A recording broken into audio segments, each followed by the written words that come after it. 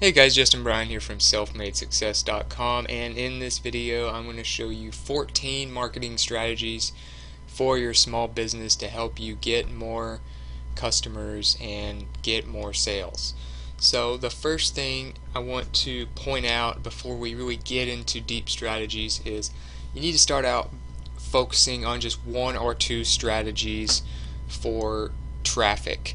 So we're talking about if you're going to, let's say you're a restaurant, let's say you're a small business that's actually got a physical location and everything. If you're going to get into marketing strategies, um, besides just getting people off the street to visit you, you need to focus on just one or two at the very start, and then you can build up as you go.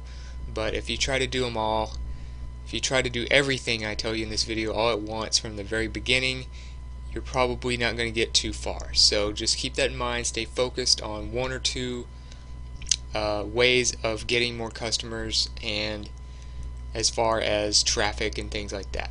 So the second thing is get some local business pages. If you're a local business, you need to be getting a Google business page, a Yahoo business page, a Bing business page, and a Facebook business page. So you need those to help you get more traffic, get more people to your website, get more people contacting you and visiting your store. Local business pages are pretty easy to find. All you have to do is go to Google, type in Bing business page, Yahoo business page, Google business page. You type in Google local business. Google is going to be the main one that's going to probably get you the most results, so do that one first. And then you just go to google.com/business, click on that, and it'll tell you kind of step by step how to set everything up. It's totally free, it's easy to do, and it allows you to rank on the top of the page when people search for things related to what your business is, if they live in a location very close to your small business. So do the Google business page first, then do the Bing and Facebook and then Yahoo ones after that. That way you'll have a website and a bunch of business pages that will all allow you to get the most traffic possible for your business. Another thing you want to do is blog. So a blog is not just for businesses that are internet based. They're not just for businesses that are, worldwide or nationwide. You can use a blog for a local business as well. Any small business can use a blog and use it well if you do it right. So a blog is just a way of making content to get you more traffic. And the more you blog about things related to your industry, related to your small business, the more traffic you're going to get. Instead of just trying to rank the home page of your website, you need to have content. So if you're trying to figure out how a blog works, or how to get the best advice for blogging, how to structure a blog, how to get examples of blog posts, go to quicksprout.com/blog, and this is what it looks like. These blog posts are some of the most in-depth, quality blog posts you'll see. A lot of these will teach you about blogging and marketing to actually help you rank things through things like SEO, social media, but a lot of it is blogging as well. Starting your business's website. This is the kind of stuff you need if you're wanting to start a blog. And a blog will allow you to put out content constantly, so you're never out of sight and out of mind with your potential customers. They're always going to be thinking about you because they're always looking forward to your next helpful blog post that has lots of value in it for them. Talking about what your business is up to, talking about tips from your business, things like that. So start a blog. It's a great thing for traffic. It's a great way to build your brand. Number 4 is eliminate and prioritize. So you need to get rid of just because you can do something, just because you can do something to help your business doesn't mean you should do it. You need to focus all your time on the most important things you can do to grow your business, and you need to prioritize the most important thing first and then go on from there. Spending more time at your business doesn't mean you're being more productive, and In fact, a lot of business owners make the mistake of looking busy instead of being productive. There's a big difference between busyness and productivity. So, two books I recommend to read on elimination and prioritization. The first one is The 4-Hour Work Week by Tim Ferriss. This is one that I really recommend a lot, and it has a lot to do with how to work more efficiently, how to get more done in less time, hence the name The 4-Hour Work Week, and how to do other things. But he also talks about things like traveling abroad and working on your business from other countries while you're on vacation and things like that, which this is not what this video is about. The main thing is the first few chapters, the majority of the book, talk about things like automation, prioritization, and elimination to help you run the most efficient, lean business you possibly can while maximizing your free time. Another book I recommend for this purpose is Eat That Frog, which tells you all about why you procrastinate, why you get so little done while working so many hours, and 21 ways to overcome it. So it's by Brian Tracy, one of the best personal development guys around. I recommend reading those two books if you want to prioritize and run your business more efficiently, and trust me, they'll change your life, change your whole thinking behind running a business. Number 5, start a YouTube channel. Now, if your business really relates to millennials, people between the ages of 18 and 30, for instance, you want to start a YouTube channel because the internet is becoming more and more video based. YouTube is the 3rd largest website in the entire world, and Google owns it. Google is number 1 in the world. So Google gives a lot of traffic to YouTube in search results, plus YouTube itself is 3rd in the world in traffic, getting its own search results. So YouTube channels are very easy to start, they're free to start, and they can get tons of traffic. As you can see, some of these videos on here, just random videos getting hundreds of thousands of views, millions of views, and you can make one based off of your business. Talking about, if you're a restaurant, you can talk about some of your new dishes, kind of show them what it looks like.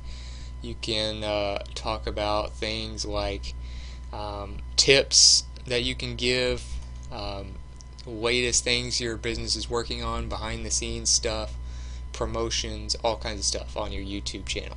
Gets you a lot of traffic, gets you more customers, and creates more brand awareness. Number 6, build an email list. So if you're not building an email list, you're really wasting a lot of potential revenue that you could be getting. So to build an email list, if you're wondering why that's even important, I recommend you go to campaignmonitor.com and look up the 70 email marketing stats every marketer should know. It's a great blog post about some of the most incredible stats about email. And one thing I want to show you on here especially is the return on investment. So as a small business owner, of course, your return on investment is very important. It's what keeps you afloat, keeps you from going bankrupt and losing your business. It's what keeps you making profits and being able to put food on your table and grow. But email return on investment is one of the best of any marketing technique. As you can see, email marketing has an ROI of 3,800%, which is ridiculous. You can check the source here. They've done studies on all this stuff. So say, for instance, if you want to compare it to direct mail, maybe you're thinking about doing direct mail, you can compare email to that, and it's 28.5% for email marketing ROI compared to 7% for direct mail. So when you compare them, this business had a 4 times more ROI with their email marketing than their direct marketing campaigns. So it just shows you that, you know, for every $1 you make $38 from email marketing. Campaign Monitor reported that. So there's a lot of different reasons to start email marketing. It's a great way to get more traffic. It's a great way to keep people remembering your business, so you're not out of sight, out of mind. But the numbers on good email marketing they're just ridiculous. The return on investment is incredible. It's really something that is just going to keep going up as more and more people get on the internet, and it's not going anywhere. It's been doing this for a while now. You can really depend on email marketing. And if you want to get a service for email marketing, I would recommend GetResponse. They're pretty cheap to start, and they give you some of the most tools to use, all within the same price. It's like $10 or $15 a month to get started. It's very cheap for what you get out of it, and with the return on investment for email marketing being so high, and if you just work at it and just send emails, periodically to your potential customers about promotions, cool stuff you're doing, things that they'd be interested in, it can really help your business a lot. Number 7, fewer choices. So if you give people too many choices, there's been studies that show that people will tend to not make a choice at all. If you give too many products, too many menu items, and things like that, it overwhelms people and they can't hardly make up their mind to take an order. You'll notice that companies like Apple have one phone with just a few variations of the same phone, and they have one main device for each type of device, with the only difference is really being maybe the size of the screens and things like that. Apple is a perfect example of a company that keeps things simple and doesn't have too many choices. Whereas if you look at, say, a competitor of Apple, like they might have 10 or 20 different computers to choose from. So just keep that in mind. Fewer choices create easier decisions for customers to make. And if you want to look into that and see the test behind whether fewer choices would make sense or not, go to kissmetrics.com/2-many-choices. It's an article called "Are You Losing Sales by Giving Customers Too Many Choices?" And it goes into a very extensive study about these people who did a experiment with flavors of jam, and they compared a very large number of flavors, like 24 compared to 6, and recorded the results of what people did, just to show the marketing benefits and problems with doing this, based on the different number of choices. So trust me, you want to have fewer products and fewer choices. You'll notice that some restaurants even have just a few menu items now. So there's definitely a very big marketing trend towards that. Number 8, analytics. So if you're going to ever run a business, you have to know the analytics. You need to use Google Analytics. You can use Kissmetrics as another analytic company. You can use Crazy Egg. You can use all these different types of analytics to help you know the numbers, know more about your customer base, know where they're coming from, know how much traffic you're getting, know how your conversions are for email marketing and things like that. So just go to Google, look up Google Analytics and get that. It's free. You go to just Google Analytics, set it up, it'll walk you through it, and you set that up with your website and you'll actually be able to know how to track your traffic, how many people are on your site, where they're coming from, and all kinds of stuff that you need to know to figure out what's working and what's not, what you need to stop doing that's hurting your business, and what you need to scale up that's really helping your business. It's all about the numbers in marketing.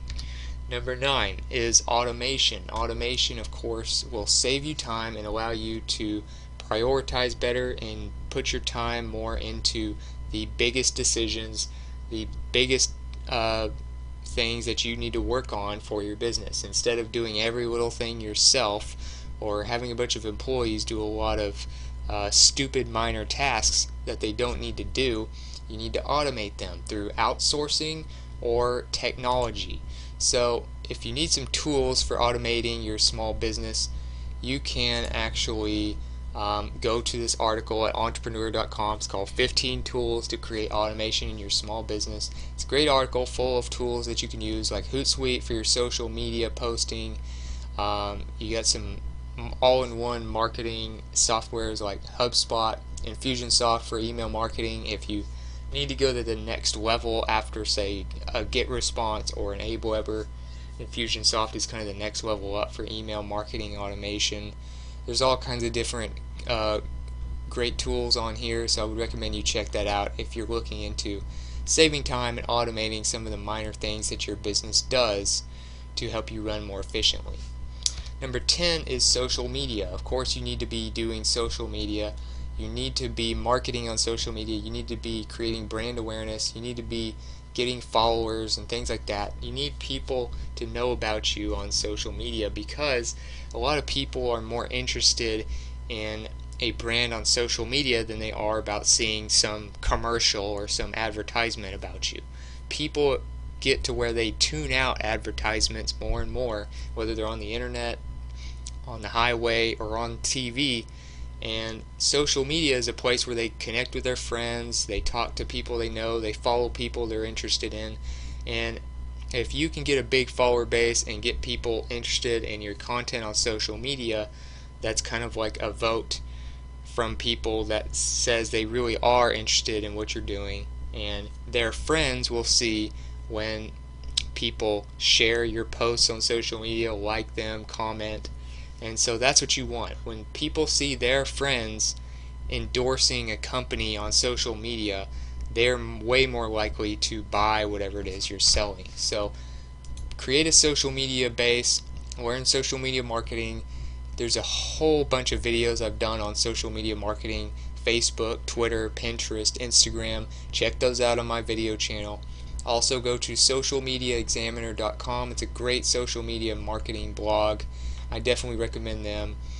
And they're one of my sources for when I need a quick tip from social media marketing or something like that. It's a great blog. But that combined with my social media marketing videos will really help you with that. Number 11, user-generated content. So if you're not into blogging or YouTube, advertising, things like that, you can do user-generated content. And like I said earlier, when you build a social media following, the great thing about it is people will like your stuff, people will share your stuff, and their friends will see it. And when a friend endorses something, they are really going to look at it as something that they might like because of the shared interest with their friends. So user-generated content, this is things like reviews, guest posts, forums, things like that.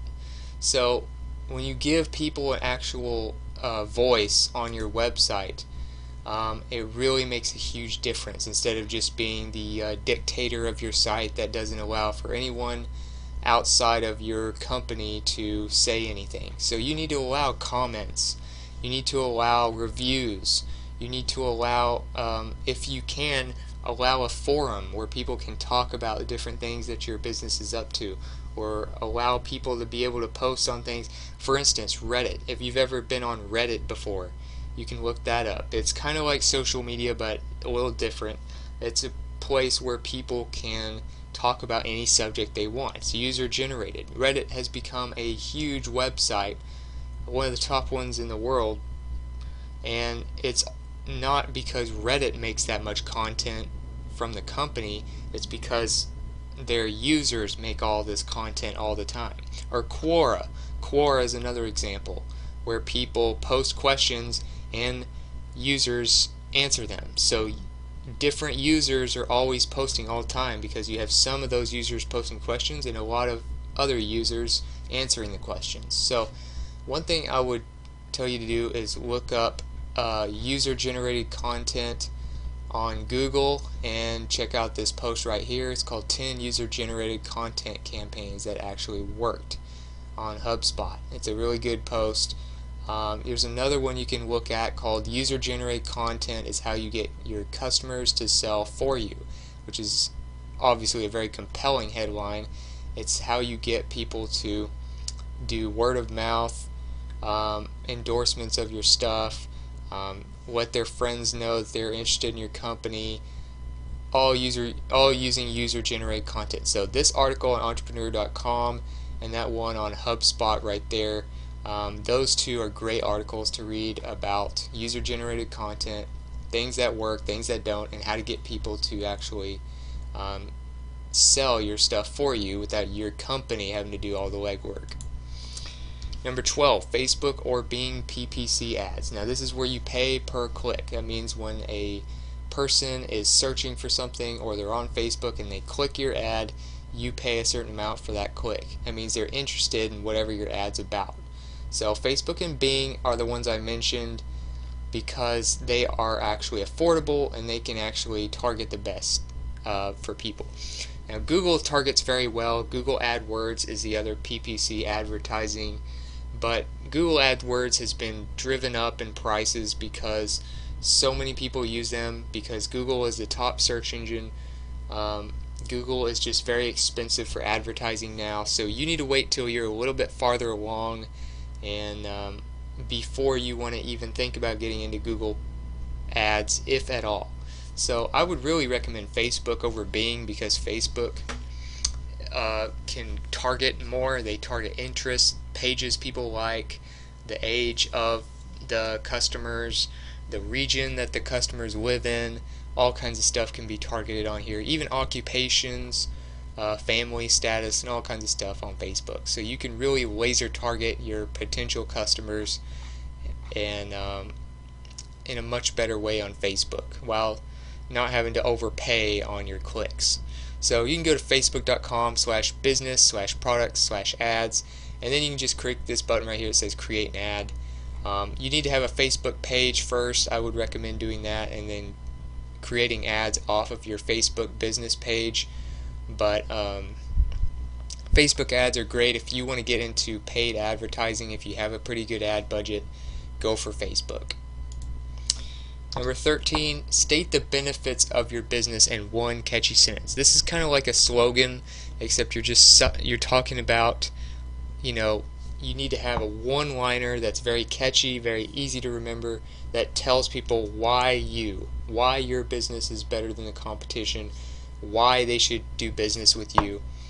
And that's another thing talked about in the 4-Hour Workweek book. I definitely recommend you read that, but he talks about how he used a variation of another company's slogan to come up with his for one of his businesses. This is talking about Tim Ferriss, the author.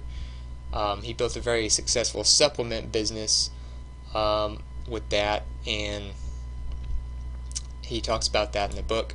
But another thing you can do is go to HubSpot.com and check out this post called 22 Companies with Really Catchy Slogans and Brand Taglines. And you can just kind of look it up and read about some of these companies. It tells you all about what makes a great slogan. Obviously it needs to be memorable, like I said, it needs to be catchy, and it needs to have a key benefit. It's not just supposed to entertain people, it's supposed to actually tell them or give them an idea of what your business is all about and why they should care. So it should also create positive feelings as well. But you can go through these 22 taglines and kind of get an idea of why these taglines work and who uses them. One I really like is the Dollar Shave Club. It says shave time, shave money. So it's all about shaving, but it's also about how they save you time and they save you money, and they say all of that with just 4 words. So it's a great tagline. I love it. Stuff like that you can really go through and just find ones that really make sense to you. BMW, they're a luxury car company. Their slogan is the ultimate driving machine. I mean, it just makes you think of a luxury vehicle when you hear that. Things like that can really make a big difference. But you need to be able to help people remember why your company stands out. And last but not least, put yourself in the customer's shoes. So whatever strategies you use from this list, whatever you do to increase your business, remember that it's all about the customer's experience and not what you think the customer's experience is. It needs to be something that, it needs to be one of those things where you can put yourself in their shoes. You can actually figure out what it is that they're seeing through their eyes when they see your business. And one of the best ways you can actually test that without just assuming things and trying to visualize you in their shoes without actually knowing is you can actually get user testing services for your site and your products. So you can go to a site like usertesting.com and you can have people test your websites, your apps, your product prototypes, all kinds of stuff, whatever it is your business is about. You can have it tested on usertesting.com and get it done there. And what it does is it gets real users who get paid to test stuff, as you can see here, to just look at your site and be completely honest about what they feel like when they go to it, or when they use your app, or when they use your product, what they think they would like to see as an improvement, what they like about it, what they don't like about it. You can get all that stuff and collect data from user testing through this website. So I would definitely recommend that if you're trying to put yourself in the customer's shoes, because you always need to know what exactly they're thinking to help you get to the next level and help you get more business from them. So if you got something from this video, if you feel like you learned some strategies that could benefit your small business or a small business that you're thinking about starting, please like and subscribe so I can bring you more videos like this. If there's some strategies that I didn't mention in the video that you feel like should be mentioned, let me know in the comments, or let me know what you thought about the video in general. I'd love to hear from you. If you want to contact me directly or get some more in-depth blog posts on this stuff, or get some tools or products that will help you step by step or help you do things faster, get more results, you can go to selfmadesuccess.com for all of that. And other than that, I hope you enjoyed the video and I hope you have a great day.